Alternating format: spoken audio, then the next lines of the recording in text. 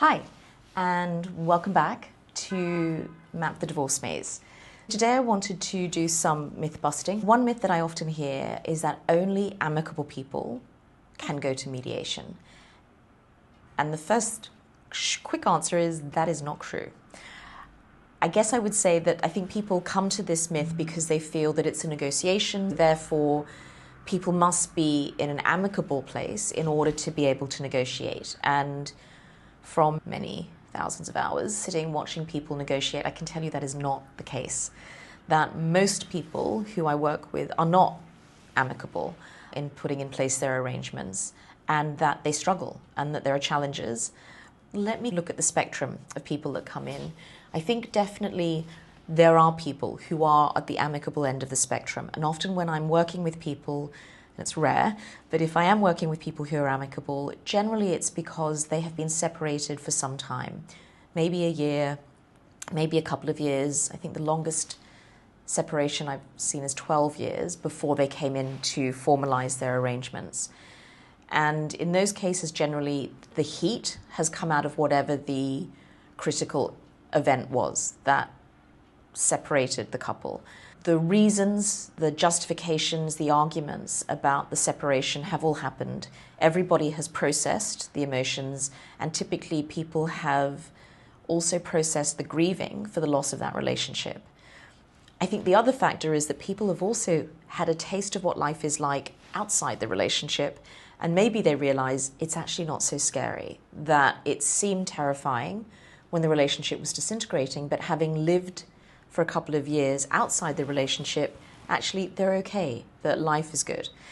And for those people, it can be quite straightforward working through their arrangements. One thing I would say is that sometimes people come to mediation feeling the arrangements are settled, but actually the process of negotiation leads to questions about information or data, or leads to consideration of maybe there are other ways we could do this, or often leads to getting some legal advice which says, what's the safety here? What happens if this consequence happens? What happens in the long term? Because maybe this works for sort of 10 or 12 years, but what happens in 20 years? What are the arrangements then? And so I think even if it's amicable, I would say coming to mediation is still worthwhile because there is a structure and a process to putting in place those arrangements that will be helpful. But also if you are living through arrangements and you think, but it's amicable, I don't want to upset the apple cart, it's working, let's not go in and upset it, I would say you're just one unexpected incident away from things not being settled and not being amicable. Because, for example, if somebody loses their job or becomes incapacitated and maybe they were the main breadwinner, now all of those arrangements don't really work. There may be things that weren't considered when those arrangements were put in place. That's one group, I guess, people who are amicable. In the middle, I think there are the people who are not amicable, for whom the separation is relatively fresh, and that can even be a couple of years, for whom the passion, the heat is still there, the disappointment, the anger, the rage, whatever it is still very much alive for them, and that the processing of the end of that adult relationship hasn't finished yet. People who are emotionally engaged definitely will not be amicable in the mediation and will struggle often to stay focused on what they're doing, which is putting in place arrangements. That it can be really difficult for people. One of the things I think that is really helpful for those people is having structure, is having a process, because you can imagine that if you are both emotionally dysregulated and everybody is quite upset about what's been happening for various reasons, it's going to be very difficult to put in place arrangements which are structural, which take into account all of the information, which take into account the consequences if things go wrong. One of the things that is helpful about coming to mediation is the what-if scenarios that are not entirely obvious when you first separate, but become obvious as life continues and two adults move on in their separate lives. I think the other thing that's helpful is the actual process itself. For a lot of people, having a third party at the table reduces the temperature. Most people don't want to behave. in a way that they feel is overly emotional in front of a stranger. For some people that's enough, for some people that is nothing, and that actually having their lawyers in the room is what makes people behave in a way that is focused and calmer. And if that doesn't work, then the sort of last step is to have people in separate rooms. I find that when we get to the end of the financial negotiation and we're maybe now trying to resolve the last 10%, having people in separate rooms is actually really helpful. There is still, I think, some difficulty for people to talk honestly about money in the same room.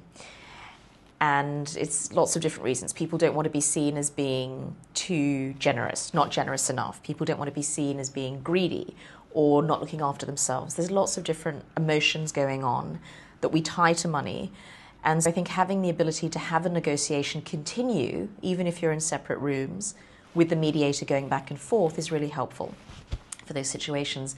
And the last one is the professional support, that in a mediation setting, you can actually have the lawyers in the room, you can have them available by phone, you have the mediator as well, and it just provides some ballast to the conversations that are going on. Obviously, if we go further down the spectrum, then we have people who have gone past amicable, past not being amicable, and there are real issues. And whether that is just issues of rage or inability to emotionally regulate, or it's actually because there are real safety concerns. For example, there is a history of domestic violence. Then I think mediation is also helpful. Definitely, if that is a situation for you, you need to tell your mediator. If you have a lawyer, you need to speak to your lawyer about it. But there are definitely ways in which mediation can still help people who have a history of domestic violence in the relationship to put in place arrangements to move forward. And that can be done with people in different rooms. That's one option. With people in different offices and doing it by Zoom. With the mediator meeting with people separately. There are lots of different ways, and they'll all be dependent on the specific facts of the case. I remember one case where there had been domestic violence and there was actually a non-molestation order, which meant that the person had to stay, I think it was 300 meters away from anyone in the family.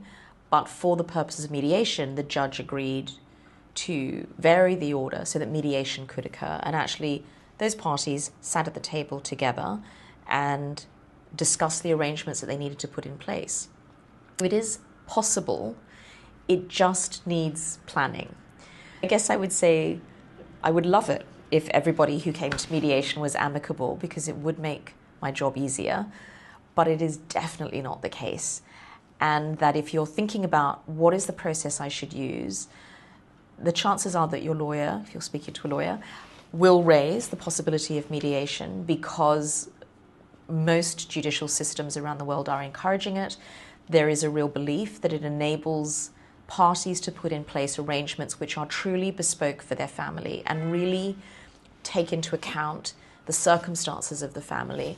Because one of the things that I hear over and over again from lawyers is that court and judges are using a broad brush approach, and broad brush approaches don't take into account the specific circumstances and the context of each family. They can't. They just don't have the capacity or the time to do that. And that is something that you can do in mediation. I hope I have busted the myth of amicable, because that is not what I see. I'm sure there are mediators out there who maybe have that practice, and that sounds delightful, that everybody who comes in just wants to get it done. But that's not where I am typically sitting when I'm sitting in the room with a couple. And from what I see is that hard as it is and challenging as it is for people, they can still get it done. If you're thinking about mediation, if it's not amicable, I think it is still worth thinking about and considering as an option for your separation.